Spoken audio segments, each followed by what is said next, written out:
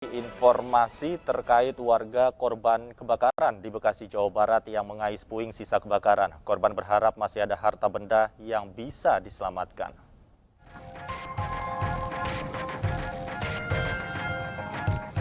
Pasca kebakaran, warga berupaya mengais barang-barang yang tersisa. Puluhan lapak barang bekas di Jalan Muhammad Yamin, Bekasi Timur ini ludes terbakar hingga rata dengan tanah.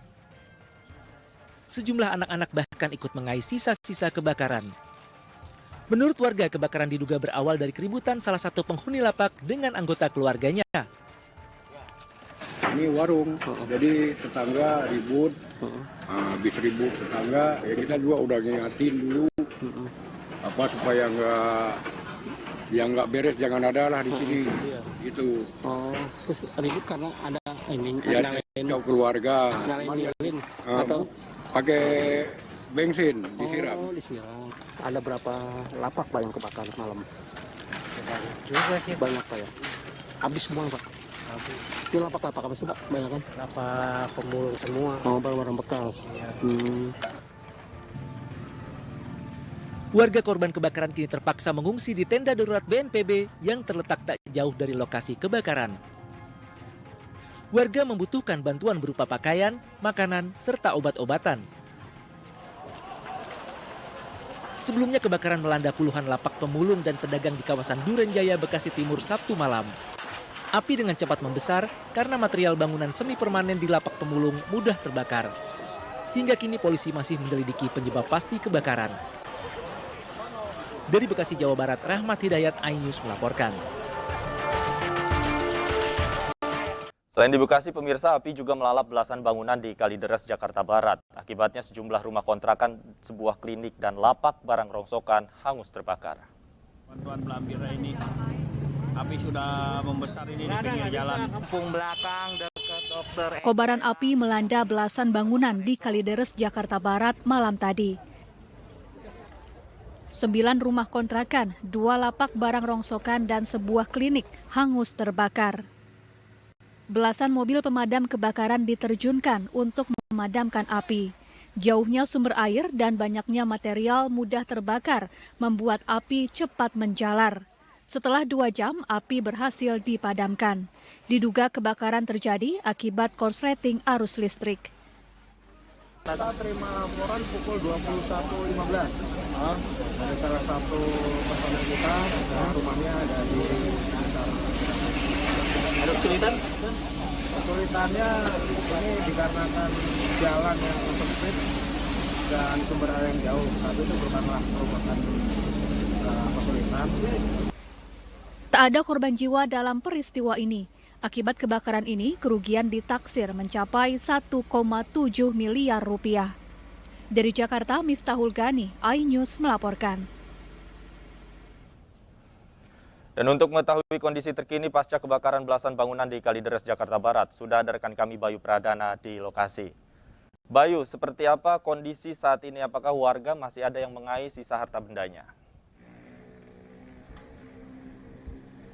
Ya, Davi, usai semalam api ini membakar sekitar belasan rumah yang ada di daerah Kamal, Jakarta Barat ini, di mana sampai saat ini warga masih berada di lokasi kejadian untuk terus mencari apabila memang ada benda yang bisa mereka selamatkan untuk digunakan kembali maupun juga untuk dijual. Bersama juru kamera Abdul Rosyid, kita bersama-sama melihat seperti apa kondisi terkini di lokasi tempat saya berdiri saat ini. Kalau kita lihat memang usai kebakaran ini terjadi di daerah ini, warga masih bahu-membahu untuk mencari titik api yang kemungkinan masih ada. Kalau kita lihat masih ada beberapa asap juga dan warga masih terus mengguyur air agar bisa memastikan kebakaran ini sudah benar-benar padam. Dan juga di sisi lain kami juga melihat ada petugas PLN yang sampai saat ini masih membenarkan kabel yang memang sempat terkena api akibat kebakaran yang meludeskan sekitar 11 rumah. Kalau kita lihat memang kebakaran cukup menghabiskan bangunan yang ada di sini, ada belasan bangunan di sini. Hanya ada beberapa tembok saja yang tersisa akibat kebakaran ini, dan kalau saya bisa menjelaskan, ada di layar kaca Anda pemirsa, adalah sisa-sisa kebakaran berupa seperti puing. Dan kalau saya bisa menjelaskan, ini sedikit sulit bagi saya untuk mengabarkan sambil bergerak di sini karena di bawah kaki saya ini banyak sekali jenggala-jenggala dan juga sisa-sisa bangunan seperti kayu, kawat, bahkan genteng dan material lainnya yang ada di sini. Dan sampai saat ini warga pun masih belum mengungsi karena mereka memilih untuk bertahan hidup di berbagai rumah yang ada di sekitar sini, mengandalkan tetangga mereka untuk bertahan hidup karena memang tidak ada posko di sini. Dan sementara warga yang lainnya, beberapa lainnya juga masih sibuk untuk mengais barang seperti yang Anda lihat di layar kaca Anda di belakang saya. Dan kebetulan saya sudah bersama dengan salah satu warga, ada Pak Suri di sini. Selamat sore Pak Suri. Sore Pak. Ya, bagaimana kabar Pak? Alhamdulillah baik Pak. Ya. Pak Suri, ini kebakaran terjadi, apakah warga tidak mengungsi di posko Pak? Tidak ada. Tidak Pak. Sekiranya aman Pak. Artinya juga tidak ada posko, berarti tidak ada bantuan yang mereka dapatkan Pak Suri? Ya sampai saat ini belum. Iya. Bagaimana mereka mendapatkan makan, ini hanya mengandalkan tetangga sekitar Pak? Ya, dari tetangga dan famili aja yang peduli. Lalu sebenarnya bantuan seperti apa sih Pak yang diperlukan oleh warga yang memang menjadi korban rumahnya terbakar di sini Pak? Terutama sih makan, pakaian, ya susu, ada beberapa balita masalahnya yang masih ini, susu. Ya pokoknya barang-barang mereka kami semua sini hampir 90% tidak terselamatkan Pak. Jadi memang karena kebakaran ini belum sempat menyelamatkan barang-barang dan memang belum ada yang dari mungkin pihak berwenang untuk melihat seperti apa keadaan warga di sini Pak sampai saat ini? Ya sampai siang ini belum, kalau semalam ya ada. Oke, tentunya berharap bahwa nantinya bantuan segera datang Pak ya Pak ya? Ya sangat diharapkan sekali oleh warga Pak, karena sampai saat ini pun ya tidak ada bantuan yang datang Pak. Pak, kami turut berduka atas apa yang terjadi. Kami harapkan semuanya bisa kembali cepat normal, bahkan bantuan juga akan segera datang Pak. Terima kasih Pak. Ya, terima kasih banyak Pak. Ya. Dan tentunya itu yang disebutkan tadi adalah bantuan-bantuan yang diharapkan seperti makanan, lalu juga pakaian. Mengingat ini juga mereka tidak sempat untuk membawa atau menyelamatkan apapun yang ada di rumah mereka karena api terlanjur membesar. Dan sementara itu juga selain bantuan tersebut mereka mengharapkan, ini mengingat ini masih di tengah pandemi, mereka berharap bahwa nantinya perhatian kesehatan ini bisa mereka dapatkan. Davi. Baik, terima kasih Bayu Pradana atas laporan Anda langsung dari lokasi kebakaran di Kalideres, Jakarta Barat. Selamat bertugas kembali. Kita ke informasi lain, pemirsa. Video emak-emak mengantar pasien dengan sepeda motor hingga masuk ruang unit gawat darurat di sebuah rumah sakit viral di media sosial. Emak-emak tersebut panik karena pasien yang dibawanya bergejala demam.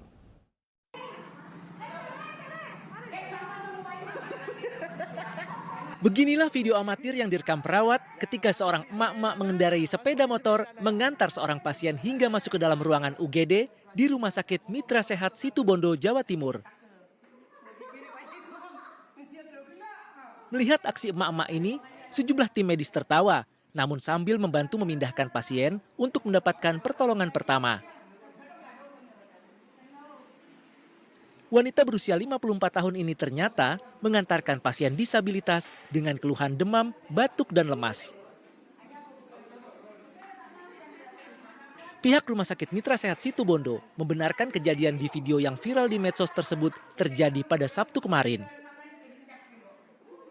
Pihak rumah sakit juga memaklumi tindakan emak-emak ini karena kepanikan membawa pasien yang bergejala demam. Video yang viral itu terjadi di rumah sakit kami. Saat itu ibu-ibu membawa tetangganya, kebetulan memang kakinya cacat sehingga akhirnya bersama motornya masuk ke IGD Rumah Sakit Mitra Sehat. Saat ini pihak rumah sakit telah menangani pasien yang berada dalam video viral tersebut dan keadaannya berangsur membaik. Dari Situbondo, Jawa Timur, Rizky Amirul Ahmad, iNews melaporkan. Beralih ke informasi duka, pemirsa. 3 perawat di Jawa Timur meninggal dunia akibat terpapar COVID-19. Dengan meninggalnya 3 perawat itu, total ada 210 perawat di Jawa Timur yang gugur selama pandemi COVID-19.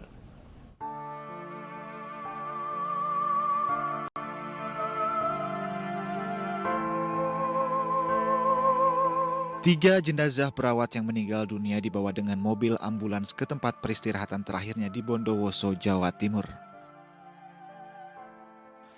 Rekan seprofesi almarhum juga memberikan penghormatan kepada para pahlawan medis yang telah berjuang untuk melawan virus corona. Ketiga perawat yang meninggal adalah Mas Kup, perawat di Puskesmas Prajekan, Larasati, perawat di Puskesmas Siwalen Kerto, dan Muhammad Holis, perawat di Puskesmas Rampi Puji, Jawa Timur.